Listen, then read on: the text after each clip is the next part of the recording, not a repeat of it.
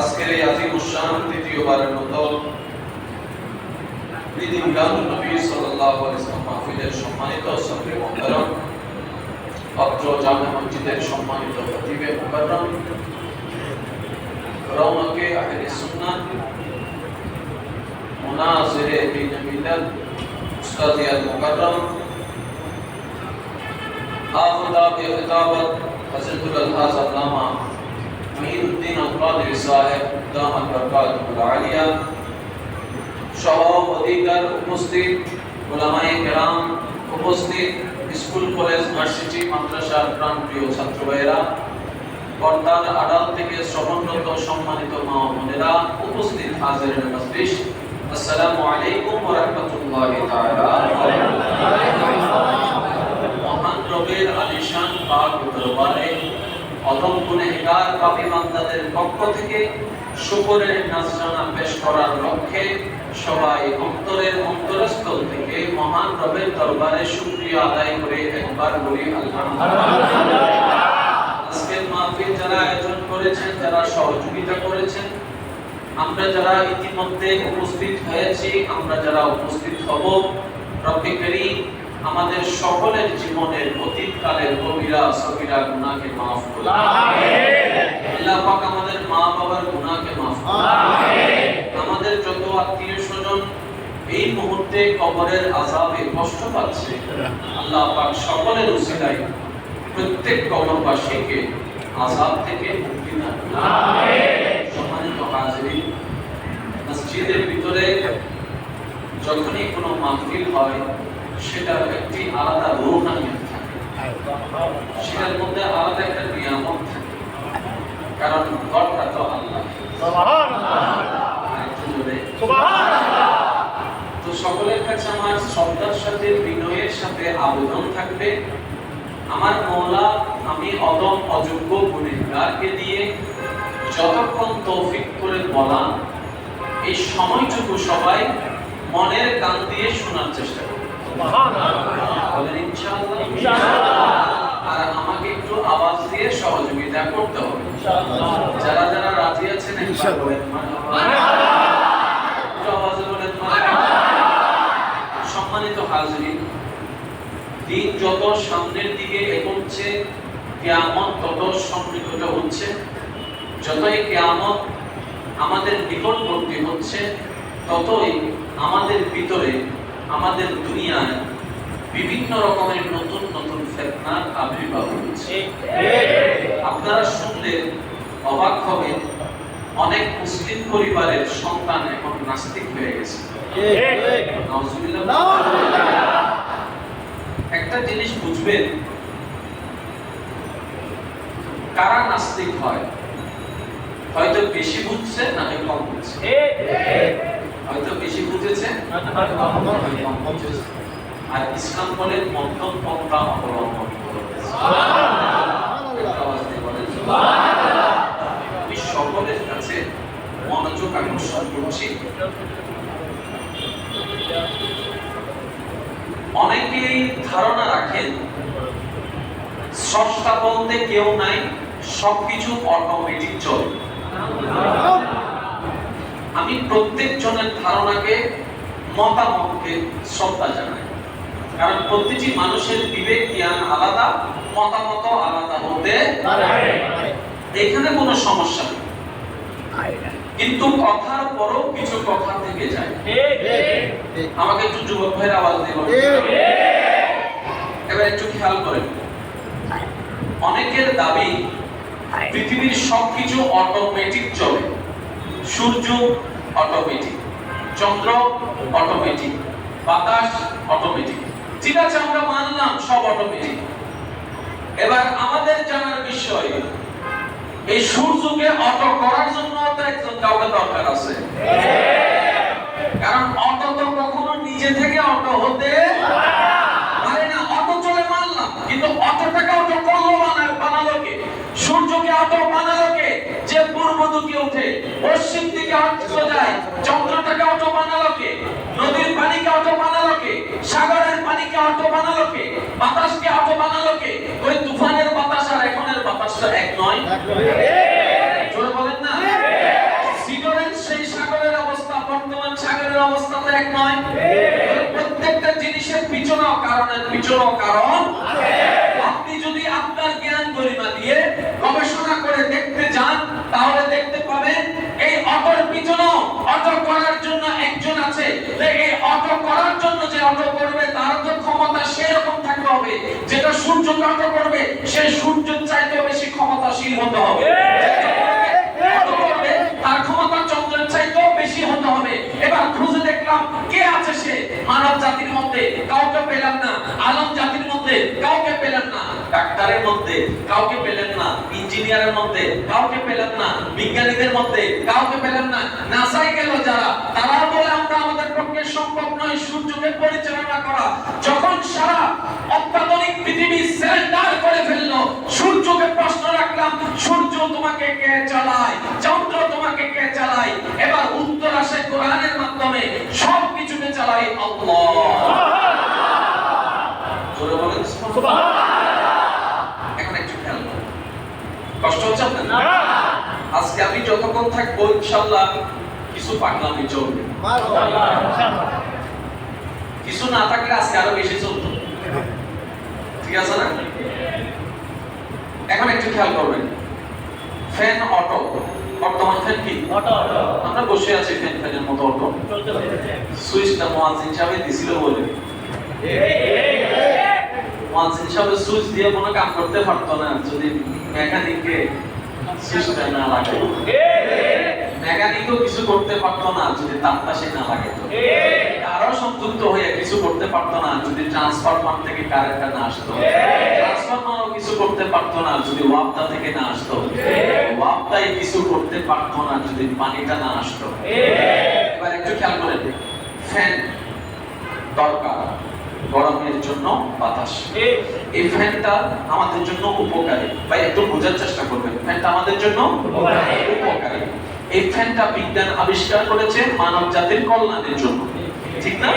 এবার ফ্যান ঘুরছে, আমরা তার বাতাস নিচ্ছি, এটা হচ্ছে শেষ রেজাল্ট, বাতাস নিচ্ছি, এটা হচ্ছে শেষ রেজাল্ট, এরপর আর কিছু নাই।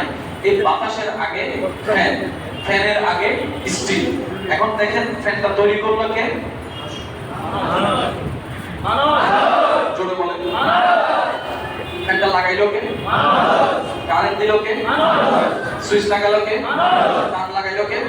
এখন সব কিছু আছে, শুধু কারেন্টটা নাই, কিচ্ছুর দাম। এবার ওয়াক্তা অফিসকে জিজ্ঞেস করেন কারেন্ট আসে কোন জায়গা থেকে, বলে ওয়াক্তা থেকে।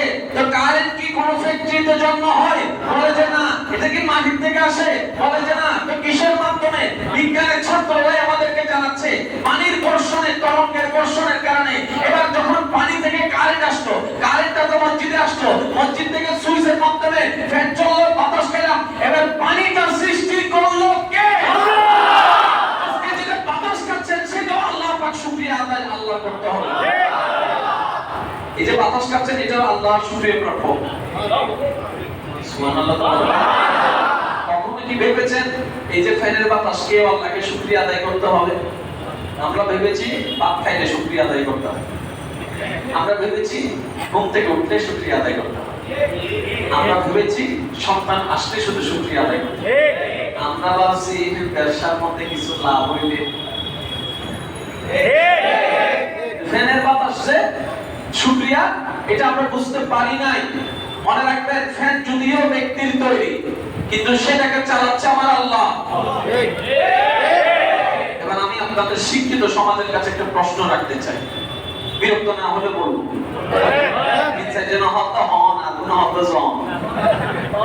আমার আওয়াজ কি সবাই স্পষ্ট শুনতে পাচ্ছেন? বিশেষ করে যুবক ভাইরা, স্কুল কলেজ ভার্সিটি মাদ্রাসা ভাইরা শুনতে পাচ্ছেন তো সবাই? যুবক ভাইরা গর্জন লাগা একবার বলেন তো মারহাবা, বলেন মারহাবা। এবার আমার যুবক ভাইরা আমাকে আওয়াজ দিবেন। পৃথিবীর মধ্যে 4 ভাগ, পৃথিবী 4 ভাগ, 3 ভাগ, 3 ভাগ, 1 ভাগ মাটি স্তর, ঠিক না? এই পৃথিবীর বড় গভীর বিষয়, বড় ভাবনার বিষয়, বড় মজার বিষয় কি জানেন? এই পৃথিবীকে স্রষ্টা বানালেন মানুষের জন্য। চাঁদের দেশ আল্লাহ বানাইছেন কিন্তু মানুষের জন্য নয়, সূর্য দেশ আল্লাহ বানাইছেন মানুষ থাকার জন্য নয়, মঙ্গল গ্রহ আল্লাহ বানাইছেন মানুষ থাকার জন্য নয়, কিন্তু পৃথিবী বানালেন আল্লাহ মানুষ থাকার জন্য। আল্লাহ এমন একটা অদ্ভুত এখানে ঘটনা ঘটালেন, সেটা কি বিজ্ঞান গবেষণা করে দেখলো পৃথিবীর 3 ভাগ পানি, 1 ভাগ তার স্থল। এই পৃথিবীতে থাকার জন্য আল্লাহ যে জাতি সৃষ্টি করেছেন, সে মানব দেহের ভিতরেও 3 ভাগ পানি, 1 ভাগ বস্তু। মানব দেহে 3 ভাগ কি? পানি। আরো জোরে বলেন পানি। পানি মানে কি? তরল পদার্থ। রক্ত এটা পানির অংশ, ক্যালসিয়াম এটা পানির অংশ, সবকিছু এটা পানির অংশ। সেজন্য তো ডাক্তাররা বলে বেশি বেশি পানি খান, পানি খান, বেশি বেশি পানি খান। ডাক্তার জীবনে তো বলেন না বেশি বেশি ভাত খান, পানি খান। ডাক্তার কখনো তো বলেন না পানি খাও, পানি শূন্যতা চলে আসলে প্রবলেম হবে। জোরে জোরে জোরে। এটা কোন ডিজাইনার? আমাকে কেন কথা বলা তুমি একটু শুনে। যতক্ষণ পর্যন্ত আপনি বান্দা হিসাবে আল্লাহর নিয়ামতকে গভীরভাবে ফিল করতে পারবেন না, ততক্ষণ পর্যন্ত আপনার অন্তরে ইশকে ইলাহি আল্লাহর প্রেম কখনো অনুভব হবে না। যদি সেই টান, সে মায়া, সে মহাব্বত অনুভব না হয়, নামাজ চলতে থাকবে, স্বাদটা আসবে না, রোজা রাখতে থাকবেন, পরিবর্তনটা আসবে না, হজ করতে থাকবেন, সে নূরটা ভিতরে আসবে না, কোরআন পড়তে থাকবেন, সে ভদ্রতা ভিতরে আসবে না। কিন্তু যখন আপন রবের সাথে মহব্বতের সম্পর্কটা তৈরি হয়ে যাবে, আপনার এক একটা সিজদা হবে কোটি সিজদার চাইতে। এর আগে শব্দ কি? আল্লাহর সাথে মহব্বতের সম্পর্কটা করতে হবে। এখন আল্লাহকেই যদি আমরা না বুঝি, করব কিভাবে? ঠিক না ভাই? ঠিক। এমন কি কোনো বান্দা আছে যে আল্লাহর সাথে সম্পর্ক করতে চায় না? সবাই চায়, শুধু আমরা ধরনটা জানি না। আমরা ধরনটা জানি না। এবার আসেন একটু খেয়াল করবেন, 3 ভাগ কি? পানি, 1 ভাগ আল্লাহর কুদরত দেখেন। পানি কি নতুন নতুন সৃষ্টি হয়? না। এটা মনে রাখবেন। পানি যদি প্রত্যেকবার নতুন নতুন সৃষ্টি হইতো, সারা পৃথিবীতে একটা 3 ভাগ পানি, আরো পানি যদি আসতো, তার মানে আল্লাহ পাক সে প্রথম যে পানি দিয়েছেন এখনো আপনার আমার পক্ষে 3 জনের সংসার চালাতে কষ্ট হয়ে যায়। এই কথা শুনলে ও কথা শুনে না। এটাকে যার কথা চন্দ্র শুনে, সূর্য শুনে, আসমান শুনে, পাতাল শুনে, গাছ শুনে, বাতাস শুনে, জমিনে শুনে, এই শুনে, সেই শুনে, জিবরাইলে শুনে, মিকাইলে শুনে, ইসরাফিলে শুনে, আজরাইলে শুনে, এমন কর্তৃত্বওয়ালা তো পৃথিবীতে কেউ নাই। মনকে প্রশ্ন করুন, যার কথায় 19 20 100 পর্যন্ত আজ পর্যন্ত হয় নাই। আপনার আমার বাপ-দাদার আমল, সূর্য যে পূর্ব দিকে, এখনো সেই পূর্ব দিকে, শীতকালে যতটাই আমাদের এখনো সেই ততটাই। ব্যাপারটা কি? যখন বান্দা নিয়ন্ত্রণ করে, গভীর মনোযোগ, বান্দা যখন কোনো কিছু হ্যান্ডেল করে, একদিন না একদিন 19 20 হবেই হবে। কিন্তু যখন নিয়ন্ত্রণকারী স্রষ্টা হয়ে যায়, তখন গরমকালে শীত আসে না, শীতকালে গরমকাল আসে না।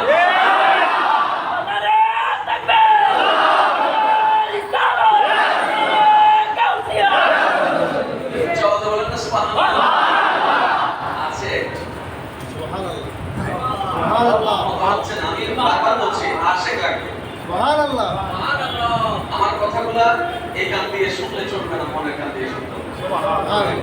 এখানে আজকের জন্য, কিছুক্ষণের জন্য, 20 মিনিটের জন্য মনের কানটা খুলে দেন।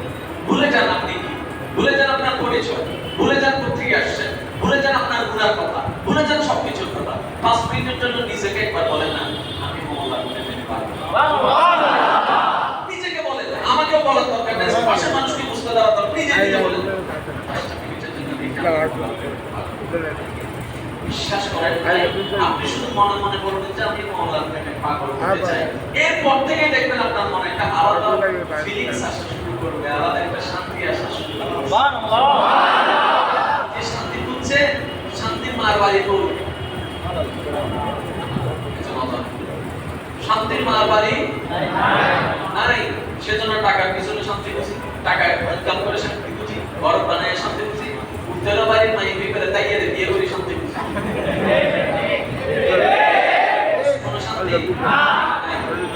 যারা শান্তিতে নাই, যারা আছেন কষ্টে, যারা আছেন ডিপ্রেশনে, যারা আছেন নিজের জীবনের মধ্যে অতিষ্ঠ হয়ে, আপনারা খুঁজছেন সুখ শান্তি, আপনাদের বিবেকের কাছে শুধু আমি একটা প্রশ্ন রাখবো, নিজেকে প্রশ্নটা করবেন কখনো সময় পেলে, নিজেকে প্রশ্ন করবেন, শান্তি দাতার সাথে আমার সম্পর্কটা ঠিক আছে তো? সুখ দাতার সাথে আমার সম্পর্কটা ঠিক আছে তো? নিজেকে প্রশ্ন করবেন, আপনার মনে উত্তর দিবে, তখনই বুঝতে পারবেন আপনার জীবনে কেন সুখ এবং শান্তি নাই। তর্ক করার দরকার নাই, ঝগড়া করার দরকার নাই। এবার আসেন আল্লাহর হিকমত, আল্লাহর কুদরত। বৃষ্টি আসে না, বৃষ্টির একটা আলাদা সিজন আছে, বলেন না আমাদের এখানে আশেপাশে নদী আছে, সবার আশেপাশে কি খাল আছে? সবার আশেপাশে কি নদী আছে? তাদের এখানে তো পানির দরকার আছে, আছে না নাই? মেনটেনকারী আল্লাহ, যত্নকারী আল্লাহ, কেয়ারিংকারী আল্লাহ। এবার আল্লাহ কি করছেন দেখেন, সূর্য মামাকে বললেন, সূর্য জোরে প্রখর তাপ লাগাও, জোরে প্রখর তাপ লাগাও। আল্লাহ তাপটা কোথায় দিব? বলে যে সাগরের উপর ফেলো, সাগরের উপর ফেলো, নদীর উপর ফেলো, সাগরের উপর ফেলো। এবার সূর্য সেখান থেকে যখন তাপটা ফেললো, আপনারাই জানেন, বিজ্ঞান আমাদেরকে জানাচ্ছে, ওই যে 7 রঙের রংধনু যেটাকে আমরা বলি, সেটার মাধ্যমে কি হয়, পানিগুলা, সাগরের লবণযুক্ত পানিগুলাকে আল্লাহ পাক রব্বুল আলামিন সূর্যের তাপের মাধ্যমে জলীয় বাষ্প করে কোন প্রকার মেশিন এবং পাইপ ছাড়া উপরে নিয়ে যাচ্ছে। একটু খেয়াল করবেন আল্লাহ কত যত্নশীল বান্দার প্রতি, একটু খেয়াল করবেন। কোন প্রকার পাইপ ছাড়া দিয়ে যাচ্ছেন। এবার যখন সেই পানি জলীয় বাষ্প হয়ে উপরে উঠে গেল, এবার সেই পানি জিজ্ঞেস করে, আমি এখন কি করব? কারণ পানি তো থাকে ট্যাঙ্কে, আকাশে তো কোনো ট্যাঙ্ক নাই, এবার আল্লাহ পাক কি করলেন, সেই জলীয় বাষ্পগুলোকে মেঘে রূপান্তর করলেন। বড় অদ্ভুত বিষয়, সেই মেঘের ভিতর পানি আছে সবাই জানে, সেই মেঘের ভিতর দিয়ে বিমান চলে যায়, কখনো ধাক্কা লাগে নাই ট্যাঙ্কের সাথে। এটা কেমন কুদরতি ট্যাঙ্ক! টনের পর টন পানি মজুদ সেই মেঘের ভিতরে, টনের পর টন পানি মজুদ সেই মেঘের ভিতরে, কিন্তু কোনো ট্যাঙ্ক নাই, কিন্তু কোনো বাক্স নাই, ওখানে কোনো আবদ্ধ করার কিছু নাই। এবার আল্লাহ পাক কি করলেন, সেই পানিকে জলীয় বাষ্প করে ট্যাঙ্ক ছাড়া মজুদ করে ফেললেন মেঘের ভিতরে। এবার মেঘটাকে আল্লাহ পাক রব্বুল আলামিন হুকুম দিলেন, পানিটাকে সংরক্ষণ করো। সংরক্ষণ করার পরে এবার আল্লাহ পাক বললেন, বাতাস, এই মেঘকে অমুক জায়গায় নিয়ে যাও, আমার বান্দাদের পানির দরকার আছে, আমার বান্দাদের পানির দরকার আছে। চট্টগ্রামের পানিকে আল্লাহ পাক রব্বুল আলামিন জলীয় বাষ্প বানিয়ে মেঘ বানিয়ে ওই বরিশালে ফেলে দিচ্ছে, ওই অরুণাচলে ফেলে দিচ্ছে, রাজশাহীতে ফেলে দিচ্ছে, যেখানে পানি আসার ব্যবস্থা নাই। কৃষক বারবার করে বলে, মাওলা, নদী আসবে না, সেচ আসবে না, আমার ক্ষেত করার জন্য পানি দরকার, ফরিয়াদ করতে থাকে। আল্লাহ চট্টগ্রাম থেকে বাতাসের মাধ্যমে মেঘকে ওইখানে পাঠায় তার ফরিয়াদকে কবুল করে।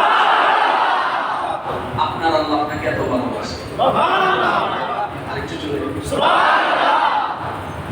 কার পক্ষে সম্ভব সবকিছু এত পাই মেইনটেইন করা? বুঝাতে পারি নাই মনে হয়।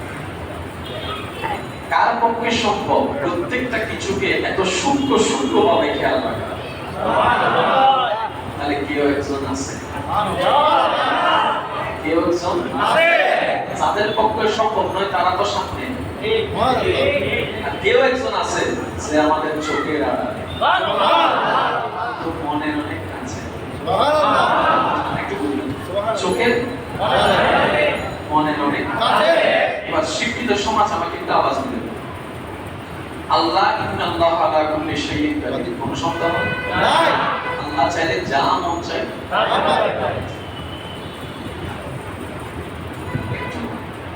বলি, মাইন্ড করেন না। আল্লাহ যে ক্ষমতা আল্লাহর কাছে আছে, 5 মিনিটের জন্য যদি সেই ক্ষমতা আল্লাহ আমাদেরকে দিত, অবস্থা কি হতো? সত্যি করে বলেন, বুঝেন না আমার কথা? আল্লাহ যে ক্ষমতা, মনে করেন 5টা মিনিটের জন্য শুধু আমাদেরকে দিচ্ছে 10 লাখ।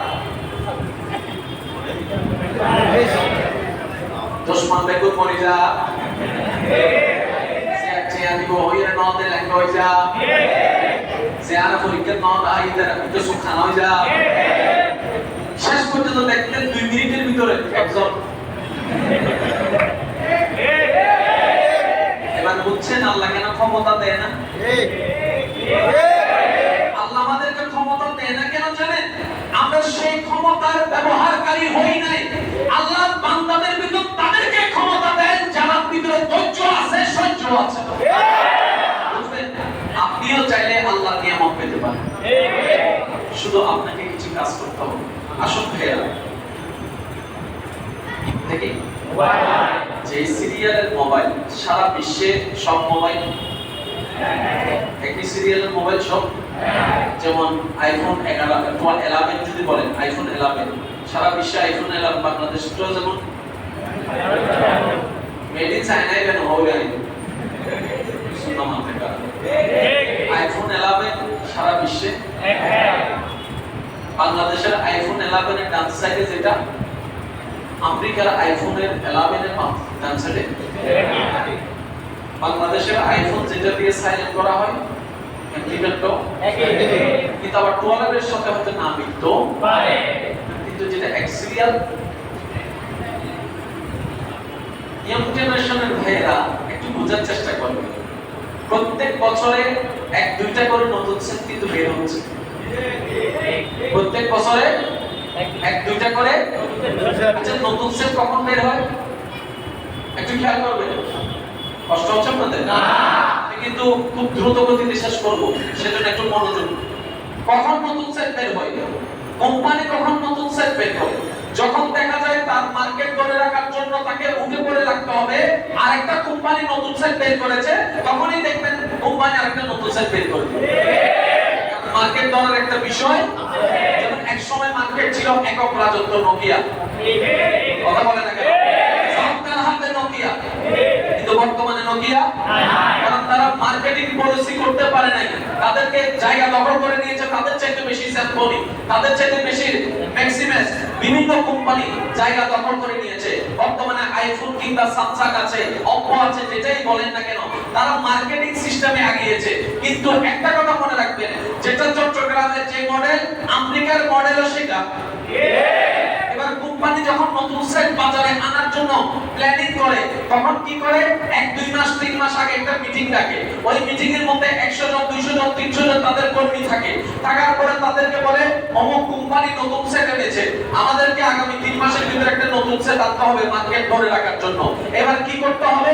আমাদের অতীতের ফোনগুলো তো সবাই আমরা চিনি, এই মডেল এই মডেল এই মডেল এই মডেল, কোন মডেলের কোন কোয়ালিটি সেটা আমরা সবাই জানি। সুতরাং এমন একটা ফোন বের করতে হবে যেটা সব থেকে একটু আলাদা হবে।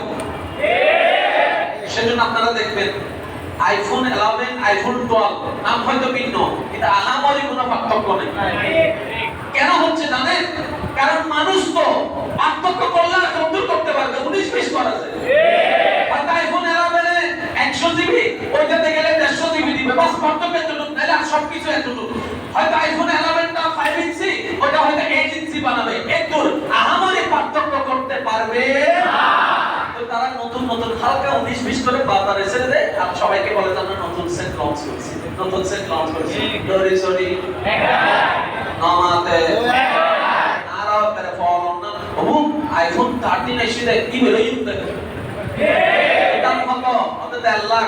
ওইগুলো কিনতে কিছুদিন আগে 12 লাখ টাকা আইফোন 12 বিক্রি দিতে কিছুদিন আগে 1 লাখ টাকা অতিবে ব্যাস কত হত তো 50,000 লস দিয়ে বিক্রি দিবি, অত তো লরি সরি হালকা 19-20 বুঝাতে পারিনি বলো আইফোন আলাউনি না নামে মামলা দিব। সেজন্য আমি নতুন কোন সেট কিনি না, কারণ কিনলে যদি করে দাম কমে যায়, ঠিক আছে না? আর বাংলা মোবাইলে দিবা কষ্ট হচ্ছে আপনাদের। এবার আসেন, যখন কোম্পানি মিটিং ডাকার পরে বলে তোমাদেরকে সময় দিলাম 1 মাস, তোমরা তোমাদের মতো করে যার মতো করে ডিজাইন তৈরি করো। এই সমাজ তৈরি করার ডিজাইনের ভিতরে যাত্রা সিলেক্টেড হবে, আমরা সেই ক্যাটাগরির মধ্যে মোবাইল বানাবো। এবার তারা 1 মাস পরিশ্রম করার পরে যে যার মতো করে স্ক্রিপ্ট জমা দিল, ওটা যখন ম্যানেজমেন্ট কমিটির তদারকি করার পরে যাত্রাই সিলেক্টেড হবে, ডিজাইনটাকে বাছাই করার পরে তারপরে ইন্টারনাল ডিজাইনগুলোকে আস্তে আস্তে ইমপ্রুভ করার চেষ্টা করে।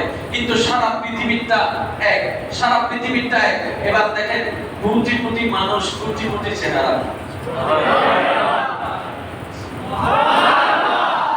কোটি কোটি মানুষ, কোটি কোটি চেহারা। শুধু তাই নাই, জন্মের পরে ছেলের চেহারা দেখে কেউ বলে বাবার মতো হইছে, কেউ বলে নানার মতো হইছে, কেউ বলে খালার মতো হইছে, কেউ বলে মামির মতো হইছে, কেউ বলে না না চাচির মতো হইছে। এক একজনে এক এক বলে, কিন্তু দিন শেষে বলে কারো মতো নয়, কারো মতো নয়, কারো মতো নয়। চট্টগ্রামে শুধু, বাংলাদেশে শুধু ডেইলি যদি প্রতি মিনিটে 10টা সন্তান জন্ম নেই, ঘন্টায় যদি 1000 সন্তান জন্ম নেই, সবগুলোকে এক মেডিকেল রাখলাম। এবার কম্পিউটার দিয়ে যাচাই বাছাই করলাম, চোখ দেখলাম 100 জনের চোখ, একজনের সাথে একজনের মিল নাই, একজনের সাথে একজনের মিল নাই, একজনের সাথে একজনের মিল নাই। হাত দেখলাম, ফিঙ্গারপ্রিন্ট মিল নাই, চেহারা দেখলাম, কারোর সাথে মিল নাই। এবার সন্তানের বাবাকে রাখলাম, বাবার সাথে সন্তানের মিল নাই, মার সাথে মিল নাই, নানির সাথে মিল নাই, দাদার সাথে মিল নাই, চাচার সাথে মিল নাই। এখন দুনিয়াবাসী অবাক হয়ে গেল, আইফোন ওয়ালা অবাক হয়ে গেল, স্যামসাং ওয়ালা অবাক হয়ে গেল, অপ্পো ওয়ালা অবাক হয়ে গেল। এটা কেমনে সম্ভব? তখন বলে কেউ একজন আছে।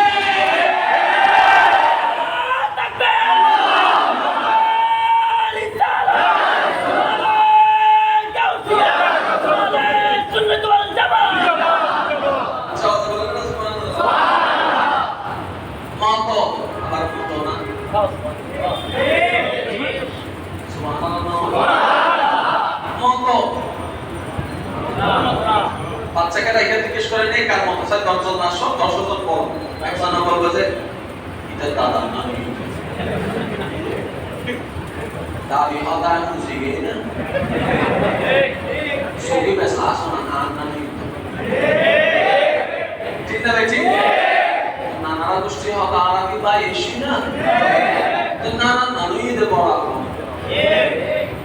যখন সবাই মিলে এক একজন বলতেছে, এক একটা দেখতেছে ঝগড়া লেগে যাচ্ছে, তখন পিছন থেকে একজন হতে ইল্লাহিন হইলা কি প্রত্যেকজন চেহারা পাল্টায়, 40 দিন পর্যন্ত চেহারা কি হয়, আজকে একটু রহম লাগে, খালি একটু রহম, এই তো আসল চেহারা হন না দেখবে সিএন দেই সুবহানাল্লাহ। প্রত্যেকদিন পাল্টান আছে, প্রত্যেকদিন কি আছে, আরে জোরে বলেন না, প্রত্যেকদিন চেঞ্জ হতেই আছে, এক সময় গিয়ে স্থির হয়ে যাবে।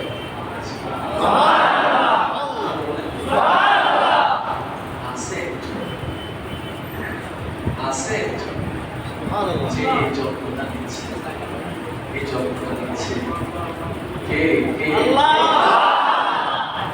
ওই আল্লাহর সাথে সম্পর্ক করার জন্যই আমাদের দুনিয়ায় আসা লাগছে। আল্লাহর ওয়াস্তে একটু বোঝার চেষ্টা করবেন। আপনার দল আলাদা হতে পারে, আপনার চিন্তা আলাদা হতে পারে, মতের পার্থক্য আলাদা হতে পারে, কিন্তু সবাই তো আল্লাহর বান্দা। এটা নিয়ে তো কার কোনো দ্বিমত না, সবাই তো নবী রাহমাতুল লিল আলামিনের উম্মত, এটা তো কোনো দ্বিমত না। জীবনের সংবিধান আল কোরআন, এটা নিয়ে কোনো দ্বিমত না।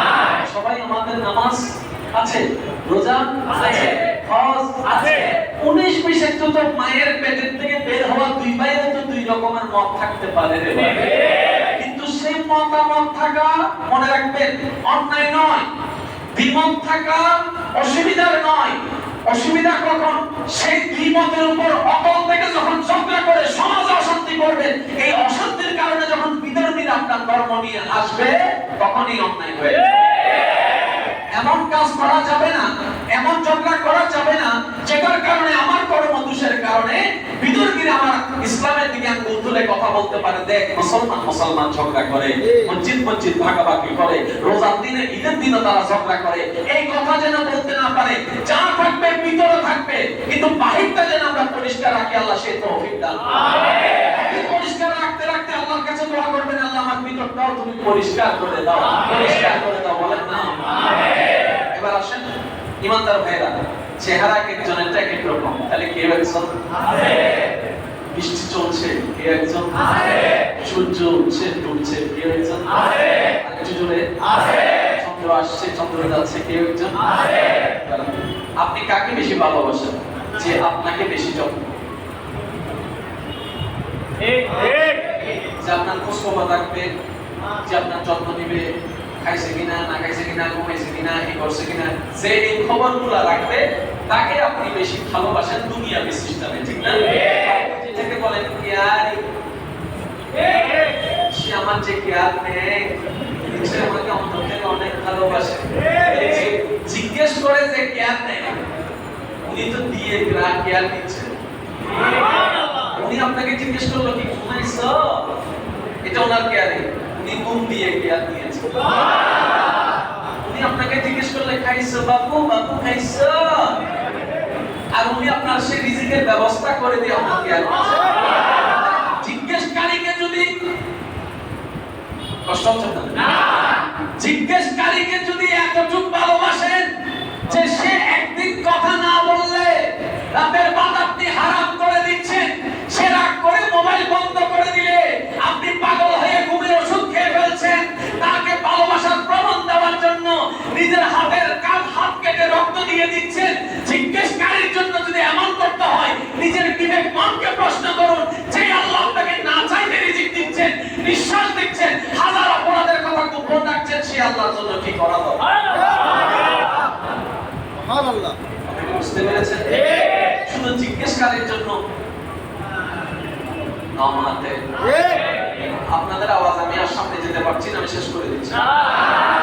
এই আওয়াজের সামনে যেতে পারি না, একটু জোরে লাগবে। তাই সবাই মিলে একবার দরুদ শরীফ পড়ুন তো। আল্লাহুম্মা সাল্লি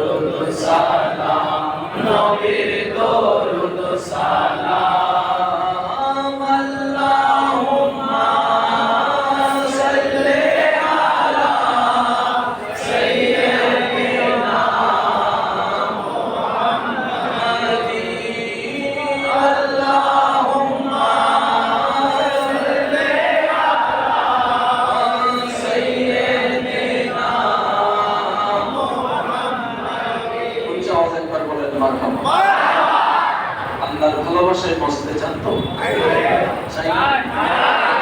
এই আল্লাহর ভালোবাসায় মজার অন্যতম একটি প্রধান মাধ্যম হচ্ছে নবী রহমতুল্লাহ। নবীর দরকার কি একটু বুঝবেন, নবীকে আল্লাহ পাঠালেন কেন? এবার আমি আপনাদেরকে বললে আপনারা শুধু মিলাতে থাকবেন। আমি যদি জিজ্ঞেস করি আল্লাহ আমাদেরকে কেন বানালেন, সবাই এক বাক্যে বলবেন ইবাদতের জন্য। এটা দলিল কোরআনে আছে, ওয়ামা খালাকতুল জিন্না ওয়াল ইনসানা আল্লাহ, যেহেতু কোরআনে আছে দ্বিমত করার কোনো সুযোগ নাই। এখন আমি যদি প্রশ্ন রাখি ভাই ইবাদত মানে কি, জোরে বলেন, আপনারা শুনেছেন, ওনারা বলেছে সবাই। এবার বলেন ইবাদত মানে যদি নামাজ হয়, রোজা কি, হজ কি, যাকাত কি? এটা বললাম না কেন? আমাদের মাথায় সেট হয়ে আছে ইবাদত ইজ নামাজ, নামাজ ইজ ইবাদত। এবার আমি প্রশ্ন রাখলাম ইবাদত আপনি কেন করতে চাচ্ছেন? বেশিরভাগ মানুষ উত্তর দিবে আল্লাহকে খুশি করার জন্য, আল্লাহকে রাজি করার জন্য। এটা হচ্ছে মুখের উত্তর, কিন্তু বাস্তবতায় হচ্ছে বেশিরভাগ মানুষের জবাব হচ্ছে সওয়াব সওয়াব সওয়াব সওয়াব সওয়াব সওয়াব। আমি প্রশ্ন রাখলাম, আপনার কিন্তু এটা ভুলে যাবেন না, মিলাবেন। সওয়াবটা দিয়ে আপনি কি করবেন? বলে যে এখানে জমা রাখবো। তাহলে লাভ কি? হাসরে যখন এটা যখন খোলা হবে, তখন এখান থেকে নিয়ে পাল্লায় রাখবো, পাল্লায় ভারী হয়, আমি জান্নাতে চলে যাবো। দ্যাটস মিন আমাদের সমস্ত কর্ম জান্নাত পাওয়ার জন্য। যে যাই করি, যে 2 টাকা দান করে সেও জান্নাত পাওয়ার আশায়, যে মসজিদ বানায় সেও জান্নাত পাওয়ার আশায়, তার মানে সওয়াব দিয়ে সে জান্নাত পাবে। এবার একটু বলেন, একটু ভাবেন, আপনি নামাজ পড়ছেন সওয়াব কামানোর জন্য, সওয়াবটা দিয়ে জান্নাত দিবেন, তাহলে আপনি নামাজটা পড়ছেন কিসের জন্য? আল্লাহর জন্য। জোরে জোরে আপনি করছেন কিসের জন্য? আল্লাহর জন্য। কই হলো? ঠিক ঠিক। আল্লাহর জন্য কই হলো? এটা তো আপনি এমন করলেন যে আমি নামাজটা দিলাম, জান্নাতটা দিলাম, বিনিময় করলেন। এবার আল্লাহ পাক বলে কি রে বান্দা, আমারটা কই? ঠিক ঠিক। জান্নাতে থাকার জন্য না করলি, এদিকে বলছস আমার জন্য করছস, রোজা বলে আমার জন্য, হজ বলে আমার জন্য, যাকাত বলে আমার জন্য, বান্দা আমার জন্য কর। তুই তো তোর মালার জন্য না করলি, তুই তো তোর সুখের জন্য করলি, তুই তো জান্নাত পাওয়ার জন্য করলি, আমার জন্য তো করলি না, আমার জন্য তো করলি না। আপনাই বসে গেল, আসলে তো কথা সত্য, আমি নামাজ দিলাম, সওয়াব দিলাম, সওয়াবটা দিলাম, জান্নাতটা দিলাম, তাহলে তো আমি আল্লাহর জন্য কিছু করলাম না, আল্লাহর জন্য কিছু করলাম না।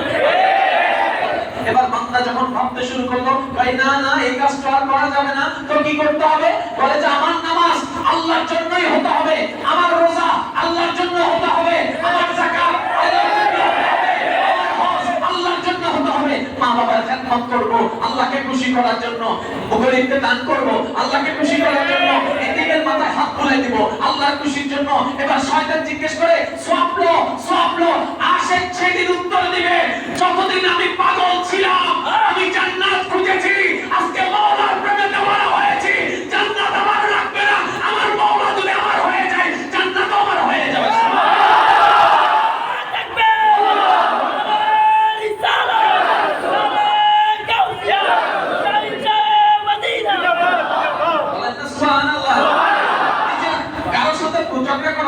নিজের বুকে হাত রেখে বলেন, সত্যি করে বলেন, যত নামাজ পড়ছেন এই পর্যন্ত কিসের জন্য?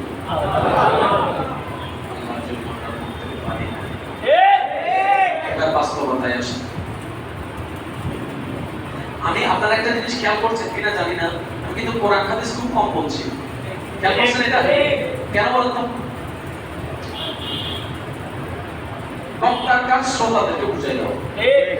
এখন আমি যদি অনর্গল আরবিতে বলে যাই, ইংরেজিতে বলে যাই, দশজন বলবে যে আরে বাপরে বাপ কারাম বাড়ি আসছে, যে ট্রুলি ইংরেজি, যে ট্রুলি বাংলা, যে ট্রুলি আরবি মারছে, উঠে গেছে পিছনে তো একজন আমাদের বুঝতেছ না কিছু।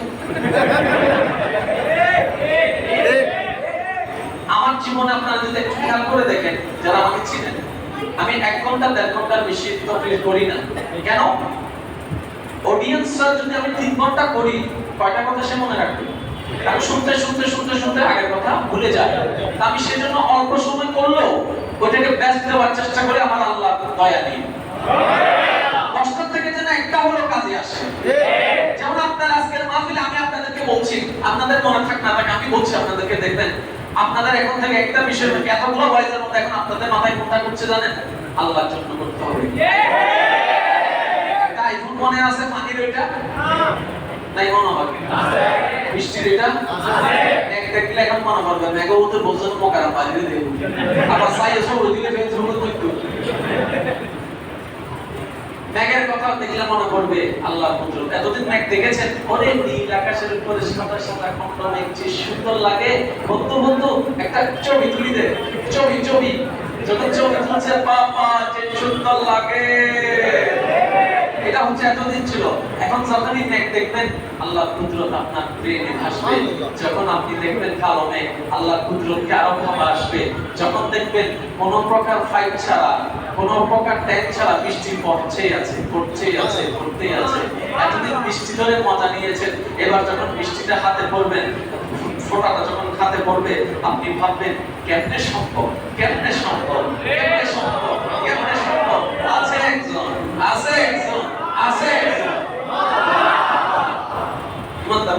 আমার কথায় কষ্ট নিচ্ছেন? কারো পক্ষে বলছি না, কারো বিপক্ষে বলছি না। বক্তার কাজ শ্রোতাদেরকে বুঝাই দেওয়া। কোরআন হাদিসের মফহুমটা আমি আমার ভাষায় আপনারা যেভাবে বুঝবেন আমি সেভাবে বলার চেষ্টা করছি, বাকিটুকু আল্লাহ আপনাকে দিচ্ছেন। ইমানদার ভাইরা বলেন তো হেদায়েত দেওয়ার মালিক কে? আল্লাহ। সমস্যা না, শেষ করে দিতে বলছে না। আমার কোনো দোষ নাই, কমিটি বলছে শেষ করে দিতে, আমি এখন শেষ করে দিচ্ছি। আল্লাহর ফিরে তো বাজি বলে না না হবে মহব্বতের আওয়াজ একবার বলেন মারহাবা। ইমানদার ভাই আমি হাত জোর করে বলছি আল্লাহর ওয়াস্তে যদি সফলতা চান আজকে থেকে কয়েকটা জিনিস ভাববেন। ঝগড়া, তর্ক,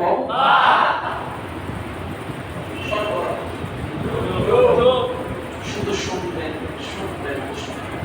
বলেন এবার আল্লাহ যেটা দিছে দেওয়ার মধ্যে কারণ আল্লাহ প্রত্যেকটা কাজে একমত আছেন না? আমরা বলি কি দিয়ে, শুনি কি দিয়ে? বলেন বলার জন্য দিছে কয়টা? শোনার জন্য বলার জন্য একটা, শোনার জন্য দুইটা দিলা কেন?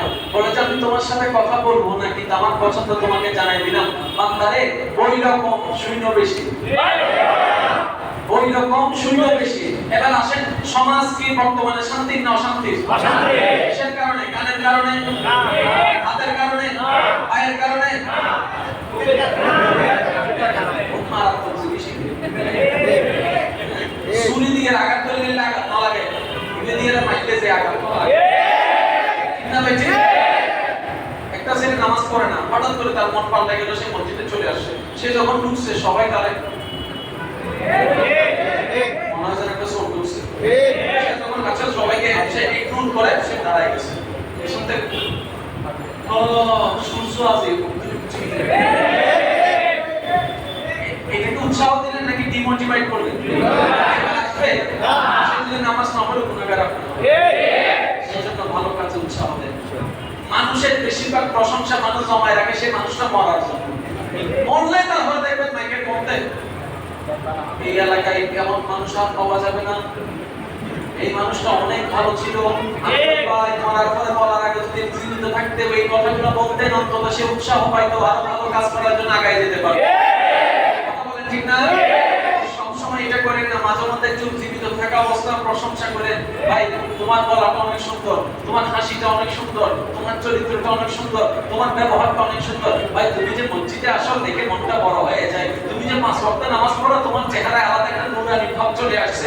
ভাই তুমি আসলে সৎ মানুষ, তুমি কারো জায়গা জমি চাইলে তোমার যে ক্ষমতা আছে তুমি চাইলে জানাচ্ছে জায়গা জমি তুমি দখল করতে পারো, কিন্তু তুমি সেটা করো না। আল্লাহকে ভয় করো। তোমার এই আল্লাহর প্রেমটা দেখে আমার খুব ভালো লাগে। এইভাবে দেন না, তখন দেখবেন শয়তান একদিন নিচে নেমে যাচ্ছে, আপনার সেই উন্নতি আস্তে আস্তে উপরে দিবে।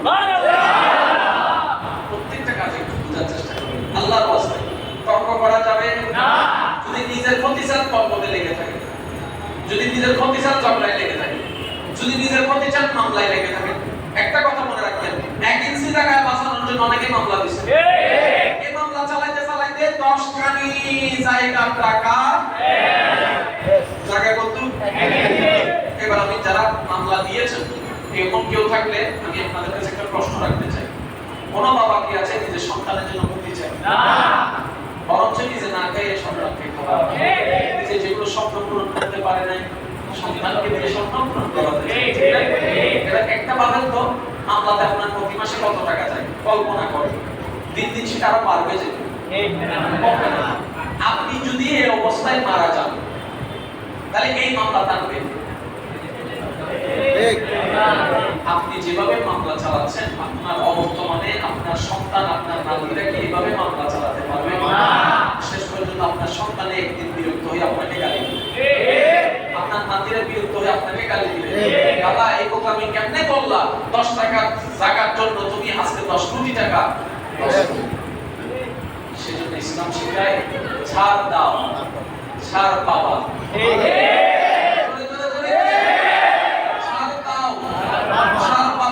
একটু উল্টা করেন, ছাড় যদি চাও ছাড় তুমি দাও। জান্নাত কারা পাবে? যাদের ঈমানটা মজবুত থাকবে, আমলে যদি কম থাকে আল্লাহ পাক তাকে জান্নাত দিবেন। সুবহানাল্লাহ। জান্নাত পাওয়া একদম সহজ, কঠিন নয়। কঠিন আমরা বানাই ফেলছি, কঠিন আমরা বানাই ফেলছি। আপনারা যদি একটু ঠান্ডা মাথায় খেয়াল করে দেখেন, আল্লাহর সাথে যতক্ষণ আপনার প্রেমের প্রতীকটা হবে না ততক্ষণ পর্যন্ত আপনি কোনো কাজে স্বাদ পাবেন না। দেখেন অনেক কিছুই আছে ঘরে কিন্তু মনে শান্তি নেই। কেন? ওই যে শান্তি দাতার সাথে সম্পর্ক নেই। এবার বান্দা শান্তি খুঁজতে লাগলো, টাকার মধ্যে সে মনে করলো শান্তি আছে, সে টাকা কামাই, কোটি টাকা কামালো, কিন্তু দেখে যে দিন শেষে শান্তি না। সে মনে করলো যে আমি একটা ডুপ্লেক্স যদি বাড়ি বানাতে পারি, আই থিংক সো আমি সেখানে হ্যাপি থাকতে পারবো। ডুপ্লেক্স না, সাইপ্লেক্স বানাই ফেলছে, কিন্তু বেচারা কোনো শান্তিতে থাকতে পারে না। শেষ পর্যন্ত চিন্তা করছে কি একটা করে শান্তি নেব না, আরো দুইটা তিনটা করলে শান্তি আসবে, করে ফেলছে। তারপরে দেখে শান্তি না, শান্তি না। সে মনে করলো যে শয়তানি কাজের ভিতর শান্তি আছে, এখন নাচ টাচ মস্ত করলো, দেখা যায় যতক্ষণ করে ততক্ষণ একটু মজা লাগে, এরপর আর ভালো লাগে না। কিন্তু বারবার করতে লাগলে সেটা আর ভালো লাগে না, বিরক্ত লাগে। সে শান্তি খুঁজে পায় না, শান্তি খুঁজে পায় না, গভীর মনোযোগ, শান্তি খুঁজে পায় না। শান্তির তালাশে বান্দা পাগলের মতো হয়ে গেল, এদিক সেদিক ঘুরতে লাগলো, কোথাও সে শান্তি পাচ্ছে না। হঠাৎ করে মসজিদের পাশে বসা, এমন সময় মসজিদের আওয়াজ থেকে খতিবে মুকাররম আওয়াজ দিচ্ছে, হে আল্লাহর বান্দারা, যদি শান্তি চান একটা জায়গায় শান্তি পাওয়া যাবে। সেই আওয়াজটা শুনে কানটা সে খাড়া করে দিল। আরে আমি বছরের পর বছর যে শান্তিকে খুঁজি, হুজুর কেমনে পাইলো সেই শান্তি ঠিকে না? আমি তো টাকার ভিতরে পাই নাই, আমি ঘরের ভিতরে পাই নাই, আমি তো টাকার পাই নাই। হুজুর কেমনে পাইলো? যার বেতন 3000, 5000, 7000 টাকা, এই হুজুর কেমনে পাইলো? এখন হুজুরের সাথে এসে প্রশ্ন করলো, হুজুর আমি কোটিপতি হয়ে পাইলাম না, আপনি 7000 এর বেতন দিয়ে কেমনে পাইলেন? এবার হুজুর উত্তর দেয়, আপনি কোটি টাকা দিয়ে পান নাই, কিন্তু আমি 7000 টাকা ওয়ালা পেয়েছি, কারণ আপনার কাছে কোরআন নাই, আমার কাছে কোরআন আছে। আমি ইংরেজি পড়ে ফেললাম, কই পাইলাম না, বাংলা শেষ করলাম, পাইলাম না, গণিত শেষ করলাম, পাইলাম না, সায়েন্সের বই শেষ করলাম, পাইলাম না, ফিজিক্স, কেমিস্ট্রি, বায়োলজি সব শেষ করলাম, পাইলাম না, এই সামান্য কোরআন আপনি পেয়ে গেলেন। হুজুর বলেছে, ঠান্ডা মাথায় শুনো, আল্লাহ কি বলছেন? ওয়াল্লাযী আনজালা সাকিনাতা ফি কুলুবিল মুমিনিন। বলে বান্দা তোমরা যে শান্তি প্রশান্তি খুঁজো, সেটা টাকা ধনের মধ্যে কোথাও নাই, সেটা শুধু আমার কাছে আছে, সেটা শুধু আমার কাছে আছে, সেটা শুধু আমি আল্লাহর কাছে। ওয়াল্লাযী আনজালা সাকিনাতা ফি কুলুবিল মুমিনিন, আর সেই শান্তিটা আমি আল্লাহ ধনীর অন্তরে দেই না, কোটিপতির অন্তরে দেই না, গরীবের অন্তরে দেই না, যে মুমিন হবে তার অন্তরে আমি নাযিল করেছি। এবার বলেন, আপনারাই তো বলেন কোটি টাকা থাক না থাক, মনে শান্তি থাকলেই যথেষ্ট। বলেন না, বলেন না, বলেন। এবার দেখেন শান্তি আল্লাহ দিছে যাদেরকে, তাদের অবস্থা দেখেন। আবু বকর সিদ্দিক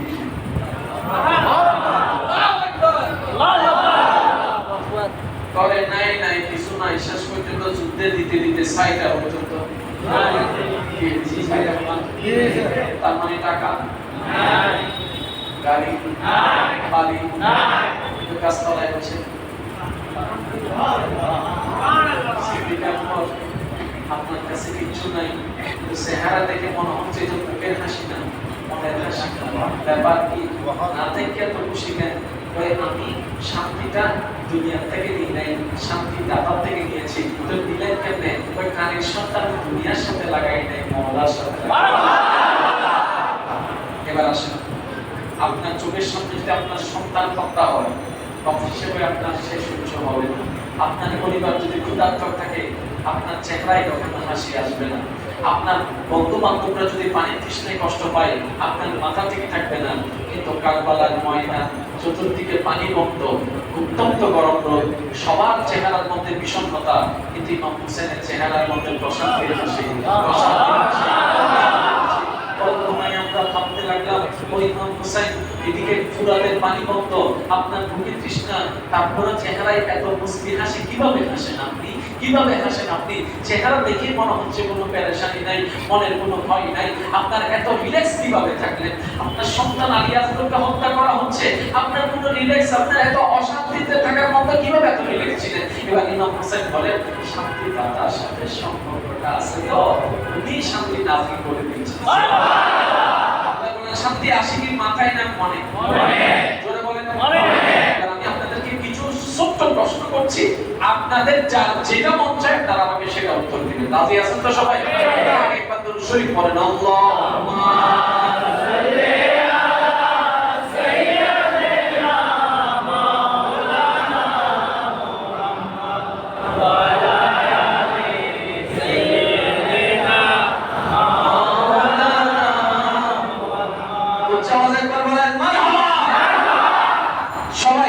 দেখেন 100 জন মানুষ আমরা 100 রকমের চিন্তা, 100 রকমের পছন্দ। দেখেন আচ্ছা ভাই, যার যেটা পছন্দ সেটা একটু আমাকে বলবেন।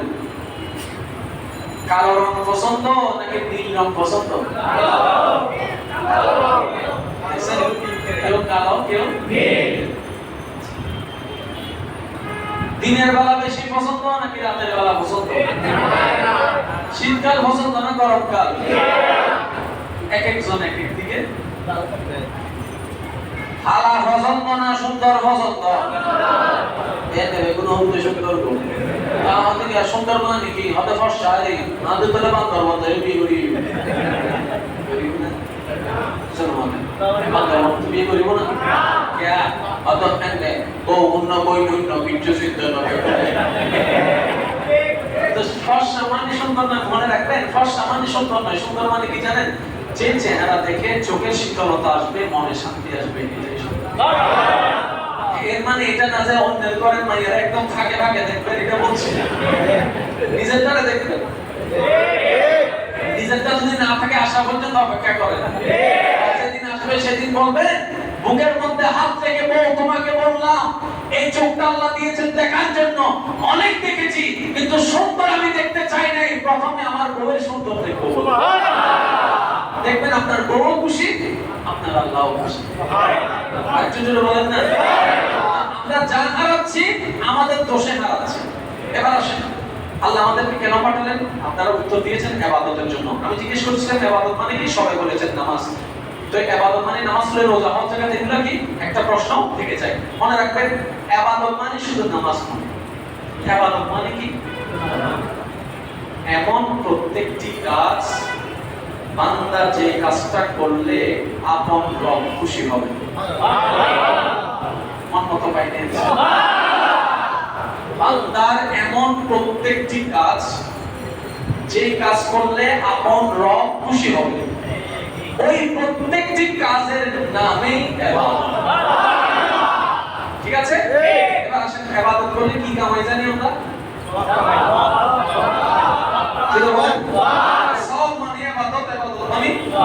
এবার আমি প্রশ্ন করছি, আপনার উত্তর দেন। আপনার ঘরে একজন ক্ষুধার্ত মানুষ আসলো, বলল ভাই কিছু থাকলে আমাকে খাবার দাও। আপনি যতটুকু আল্লাহ আপনাকে তৌফিক দিয়েছেন আপনি দিয়েছেন, দেওয়ার পর এখন বলেন এই যে ক্ষুধার্তকে খাবার দিলেন গুনাহ না সওয়াব? সওয়াব মানে ইবাদত, সওয়াব মানে ইবাদত। ইবাদত কেন হলো? আল্লাহ খুশি হয়েছে কাছে। ঠিক আছে?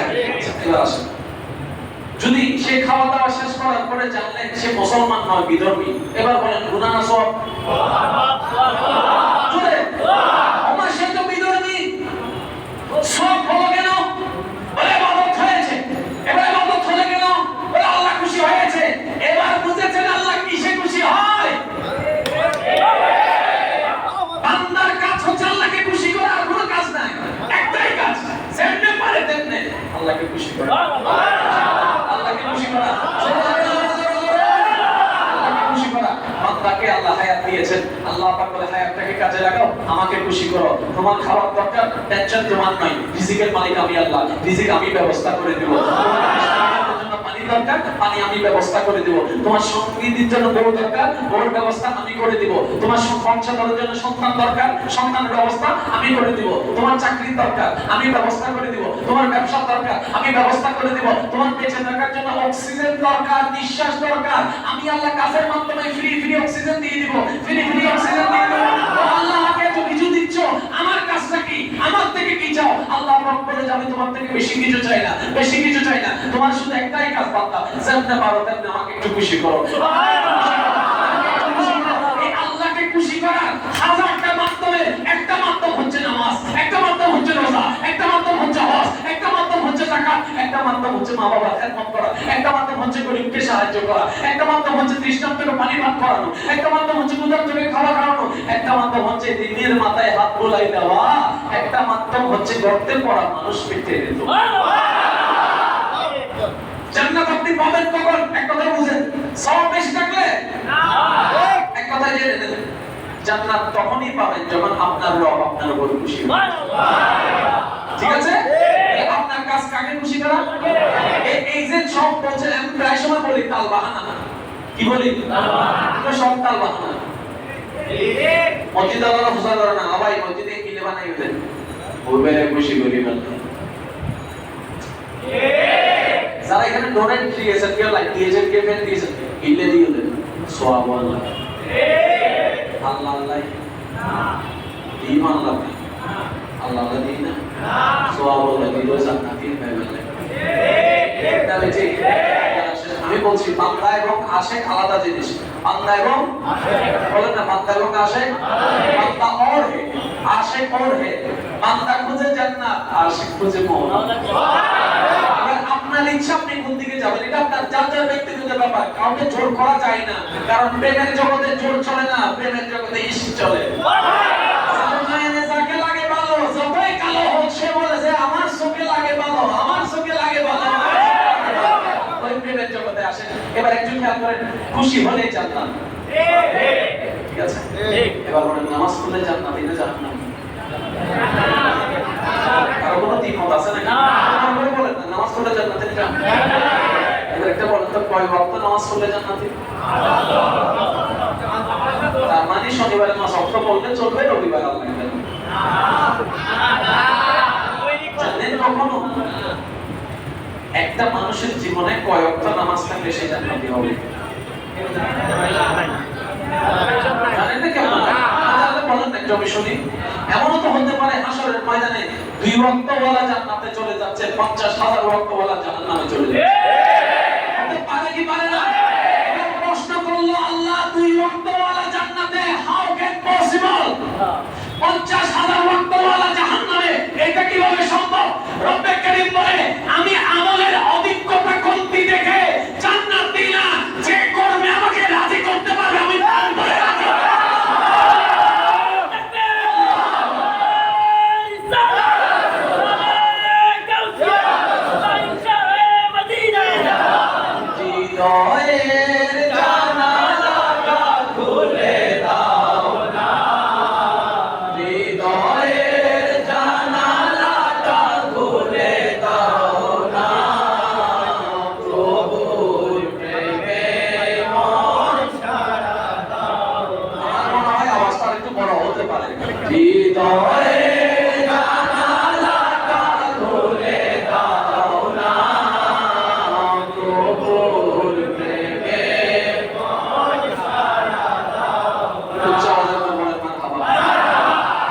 সময় শেষ, আমি আপনাদের থেকে বিদায় নিচ্ছি। না বলেন না, আমি বিদায় নিচ্ছি।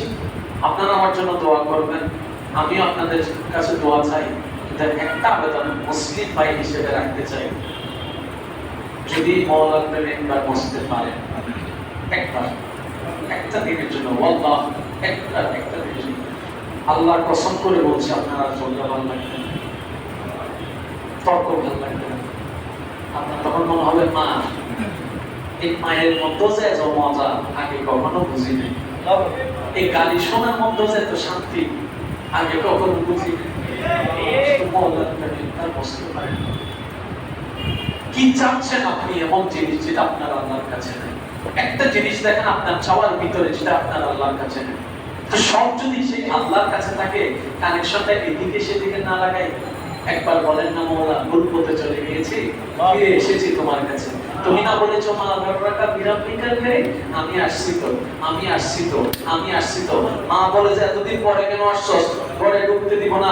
বাপ বলে যে পেটের বাড়িতে পা ভেঙে ফেলবো। বন্ধু বলে যে রিলেশন ব্রেকআপ, বান্ধবী বলে যে রিলেশন ব্রেকআপ, বউ বলে যে তোমাকে চিনি না। আল্লাহ পাক বলে যে বান্দা তুমি এসেছো, বান্দা তুমি এসেছো।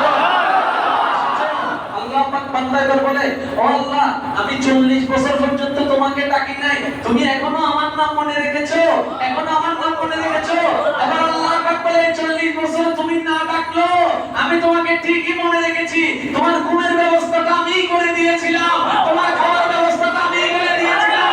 আমি বারবার তাকায় আছি, কখন জানি আমার বান্দা আমার দিকে ফেরত আসবে, আমার দিকে ফেরত আসবে। বান্দারে তুই গুনাহ কর, তারপর লা তাকনাতু মির রাহমাতিল্লাহ। বান্দারে তুই ভয় পাইস না, লা তাখাফ লা তাহজান, ভয় পাইস না। একবার কয়, একবার কয়, একবার কয়, একবার কয়, একবার শুনে আই বল, আল্লাহ ভুল করেছি, নবী উসিলায় মাফ করে দাও। ইন্নাল্লাহ ইয়াগফিরুজ যুনুবা জামিআ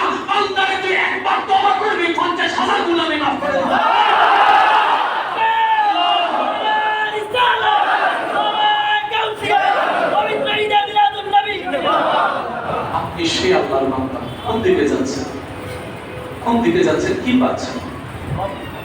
বন্ধুত্ব যদি করতে মন চায় আল্লাহর সাথে করেন, একবার আল্লাহর সাথে করেন, একদিনের জন্য করেন। আল্লাহ আমি তোমাকে একদিনের জন্য বন্ধু বানাইছি। আমি প্রায় সময় বলি এমন জায়গায় রিলেশন করেন যেখানে কখনো ব্রেকআপ আসবে না। শুধু দুইটা জায়গা আছে, বান্দা হিসেবে আল্লাহর সাথে প্রেম করেন, উম্মত হিসেবে নবীর সাথে প্রেম করেন। আপনারা তো হুজুরদের মুখে শুনেন, আসলে কেউ কারো হবেন নবী সর্বপ্রথম রওজা থেকে উঠে বলবেন জিবরাইল আমার উম্মত কই, জিবরাইল আমার উম্মত কই, আমাকে শোয় রেখে কোন আমার উম্মতকে জাহান্নামে রেখে দিয়েছে। জিবরাইল বলবে ইয়া রাসূলুল্লাহ এখনো তো বিচার শুরু হয়নি, এখনো বিচার শুরু হয়নি, আল্লাহ সর্বপ্রথম আপনাকে তুলতে বলেছেন। এবার আমার নবী বলবে আল্লাহ আমার উম্মতগুলো কোথায়, আমার উম্মত কোথায়? হাসানের কথা বলবে না, হোসেনের কথা জিজ্ঞেস করবে না, ফাতিমার কথা জিজ্ঞেস করবে না, আমার উম্মত কই, আমার উম্মত কই? তা কোন উম্মত জানেন? সিদ্দিক আকবরের মতো উম্মতকে খুঁজে নাই, ওমর ফারুকের মতো উম্মত খুঁজে না, আপনার আমার মতো গুনাহগার উম্মত গুনাহকে খুঁজতেছে। জিবরাইল বলবে ইয়া রাসূলুল্লাহ আবু বকর আছে তো, আবু বকরের টেনশন আমার নাই, ওমর আছে তো, ওমর আমার এখন টেনশন নাই, আমার সেই গুনাহগার উম্মতকে লাগবে যারা ভুল পথে গিয়েছিল, নারাজ করেছিল আল্লাহকে, কষ্ট দিয়েছে আল্লাহকে, গুনাহ করেছে। আমি যদি না থাকি তাদেরকে জাহান্নামে ফেলে দিবে, জাহান্নামে ফেলে দিবে, জাহান্নামে ফেলে দিবে, জাহান্নামে ফেলে দিবে। কিয়ামত কায়েম হয়ে যাবে। শুধু আমি বলছি আপনারা মিলাই যান, কিয়ামত কায়েম হয়ে যাবে, সমস্ত কিছু হাসর যখন হয়ে যাবে, এবার আল্লাহ পাক রব্বুল আলামিন আদমকে ডাকবে, মুসা ঈসা সবাইকে ডাকবে, সমস্ত গ্রেডেড বান্দা যারা আছে সবাইকে ডাকবে। ডাকার পর আল্লাহ পাক বলবে আদম দাঁড়ায় থাকো, মুসা দাঁড়ায় থাকো, ঈসা দাঁড়ায় থাকো, দাউদ দাঁড়ায় থাকো, ইউসুফ দাঁড়ায় থাকো, ইসহাক দাঁড়ায় থাকো, ইমরান দাঁড়ায় থাকো, শামুন দাঁড়ায় থাকো, দানিয়েল দাঁড়ায় থাকো, ইব্রাহিম দাঁড়ায় থাকো, ইসমাইল দাঁড়ায় থাকো, ঈসা দাঁড়ায় থাকো, সবাই দাঁড়ায় থাকো। ও আমার হাবিব কোথায়, আমার মুহাম্মদ কই, আমার আহমদ কই, আমার ইয়াসিন কই, আমার মুত্তাহা কই? লাব্বাইক ইয়া আল্লাহ, আমি আছি তো না হাবিব? সবাই দাঁড়ায় আছে, মাকাম আল মাহমুদ আপনার জন্য চেয়ার রেখেছি, ওখানে বসে যান, বসে যান, বসে যান, ওখানে বসে যান। আমার নবী বলবে আল্লাহ আমি এখানে বসে থাকবো, আমার উম্মতকে জাহান্নামে নিয়ে যাবে, এটা আমি হতে দিব না, এটা আমি হতে দিব না, এটা আমি হতে দিব না। এবারে নবীর হাদিসটা মিলান। যখন সাহাবা জিজ্ঞেস করেছিল ইয়া রাসূলুল্লাহ হাসরের দিন আপনাকে কোথায় খুঁজবো, আমার নবী বলেছিলেন আমাকে তোমরা হাউজে কাউসারের ওখানে খুঁজিও। ইয়া রাসূলুল্লাহ এখানে যদি না পাই, বলে যে পুলসিরাতের এখানে খুঁজিও, বলে যে এখানে যদি না পাই দাড়িপাল্লার ওখানে খুঁজিও, ওখানে যদি না পাই জাহান্নামের মুখের মধ্যে আমাকে খুঁজিও। কারণ আমার নবী তোমরাতে থাকবে, আমার নবী ঘুরতে থাকবে, আমার নবী ঘুরতে থাকবে। যখন প্রশ্ন করে নবীকে এত ভালোবাসো কেন, আমরা উত্তর দিই ভালোবাসবো না তো কি করবো, ভালোবাসবো না তো কি করবো, মা জন্ম দিয়েছে এভাবে ভালোবাসে নাই। আমার নবী বলে আমার একটা উম্মত জাহান্নামে থাকলে আল্লাহ আমি জান্নাতে ঢুকবো না, ঢুকবো না, ঢুকবো না।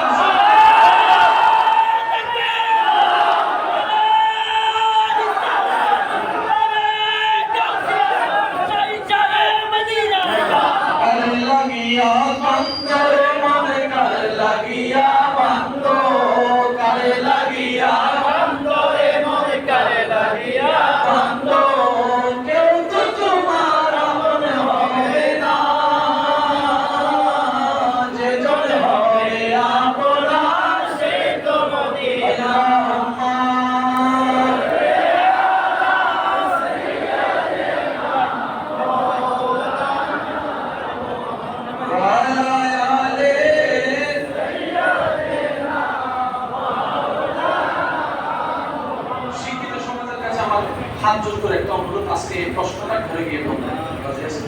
ইনশাআল্লাহ রাজি আছেন? ইনশাআল্লাহ। আমি কারোর পক্ষে বলেছি না, আমি কারোর বিপক্ষে বলেছি না, আমি আমার নিজের নফসের বিপক্ষে বলেছি, আমি আমার স্বপ্নের পক্ষে বলেছি, আমার নফসের বিপক্ষে বলেছি, আমার স্বপ্নের পক্ষে বলেছি।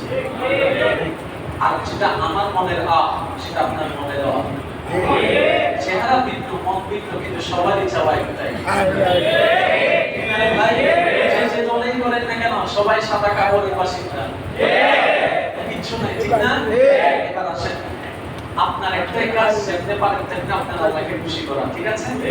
এবার আপনার আল্লাহ এতগুলা কাজ কেন করছেন একটু শুনেন। এত কাল বাহানা, এত রকম কেন? মওলা কোন কাজ পছন্দ করে। আমার আপনার জানা নাই মওলার কোন কাজটা পছন্দ হবে। এবার করতে থাকো পাঁচ ওয়াক্ত নামাজ পড়তে থাকো, সিজদা দিতে থাকো। মনে রাখবেন এই হাজারো সিজদার ভিতরে যদি একটা সিজদা মওলা বলে যে না এটা আমার পছন্দ, জান্নাত আপনার খোঁজা লাগবে না। জান্নাতে আল্লাহকে বলবে আল্লাহ তুমি নয় বান্দাকে ভালোবাসো, আল্লাহ বলবে যে হ্যাঁ আমি ভালোবাসি।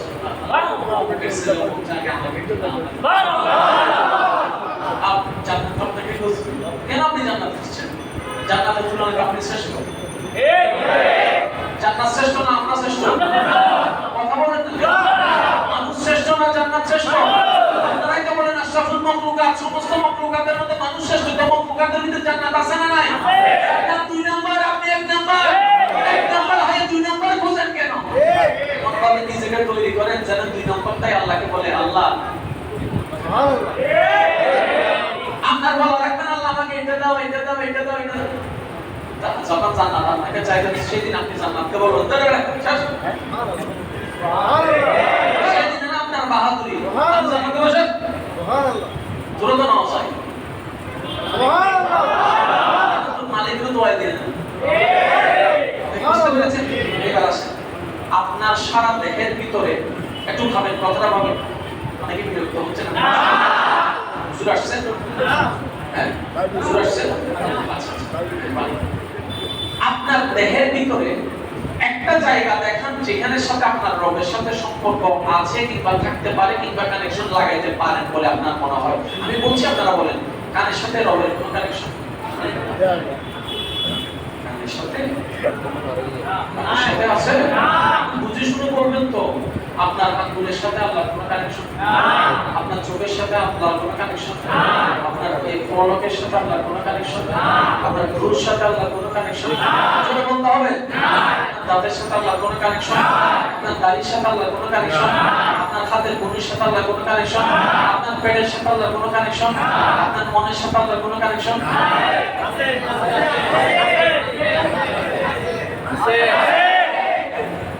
ডিসকানেক্ট ওয়ালারাও বলে আছে।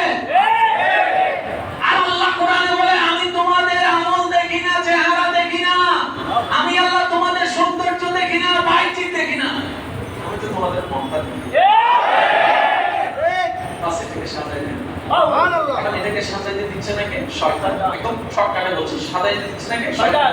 শয়তান মিশাই কি করলেন জানেন? হিংসা ঢুকাই দিচ্ছে, অহংকার ঢুকাই দিচ্ছে, লোভ ঢুকাই দিচ্ছে, আমিত্ব ঢুকাই দিচ্ছে। কোথায় রাখছেন? মাথায় না মনে? এটা শয়তান এত জায়গা থাকতে মনে রাখলি কেন? মন হচ্ছে আল্লাহর ঘর, এটার জন্য নোংরা বানাইতে পারি, আল্লাহর সাথে কানেকশন ডিসকানেক্ট হয়ে যাবে। সেজন্য যারাই আল্লাহ ওয়ালা হয়েছে দেখবেন হিংসা নাই, অহংকার নাই, লোভ নাই, আমিত্ব নাই, লাথি দিলেও মনে রাখবেন আমাদের প্রেমে সুখ বেশি, আমরা যাকে ভালোবাসি সুখে রাখতে চাই, এটা মনে রাখবেন। আল্লাহ যাকে ভালোবাসে তাকে বেশি কষ্ট দেয়। ঈসা নবীর আম্মার কোনো অপরাধ ছিল না, আল্লাহ পাক বলে আমারে ভালোবাসছো, কয় আল্লাহ ভালোবাসি। বেশি ভালোবাসো না কম? মরিয়ম বলে যে বেশি ভালোবাসি, কয় দেখি কেমন ভালোবাসো। আল্লাহ ওনাকে পুরো বিশ্ব বানিয়ে দিয়েছে। সবার সামনে কি বানিয়ে দিয়েছে? বানিয়ে দেয় নাই? ওনার কারণে ওনার বাবার অপমান, সন্তানের অপমান। আল্লাহ পাক বলে মরিয়ম কেমন লাগে? মরিয়ম চালাক ছিল। মরিয়ম বলে যে তুমি ইজ্জতের মালিক, তুমি বেইজ্জতের মালিক, তুমি যদি বেইজ্জত দিয়া খুশি হও আমিও বেইজ্জত হইয়া খুশি হয়েছি। আল্লাহ পাক যখন নির্দিষ্ট সময় শেষ করলেন পরীক্ষা, সেই দিন আল্লাহ পাক জবান খুলতে বলেছেন ঈসা নবী। ওদিকে সময়ের দিকে আমি আর যাচ্ছি না, আমি আলোচনা শেষ করছি। সকলের একটা মনোযোগ। নবীর মহব্বত ছাড়া কখনো ইসলাম বোঝা যাবে না, জোরে বলতে হবে না। নবীর আদব ছাড়া কখনো ইসলাম পালন করা যাবে না। সেজন্য তর্ক নয়, নিজের পক্ষ থেকে যদ্দুর বেস্ট নবীর জন্য দিবেন, যদ্দুর বেস্ট আল্লাহর জন্য দিবেন, যদ্দুর বেস্ট ইসলামের জন্য দিবেন। আল্লাহ আমাদের সবাইকে বোঝার তৌফিক দান করুন। সবাই মিলে শেষ একটা নাতে রাসূল সবাই মিলে কি বলেন? নূর ওয়ালা নূর লেকর আয়া হে সারে আলম মে ये देखो कैसा नूर छाया है। अस्सलातु वस्सलामु अलैका या रसूल अल्लाह, अस्सलातु वस्सलामु अलैका या हबीब अल्लाह। सरकार की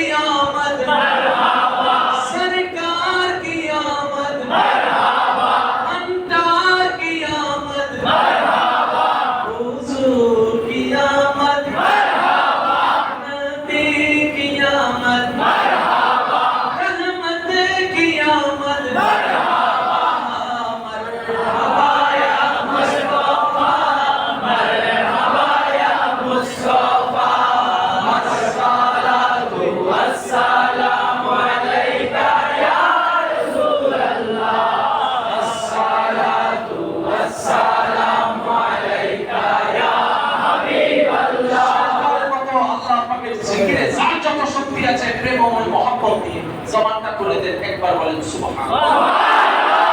আরেকটু ইমানি আওয়াজ লাগে বলেন সুবহানাল্লাহ। আর বলেন আলহামদুলিল্লাহ।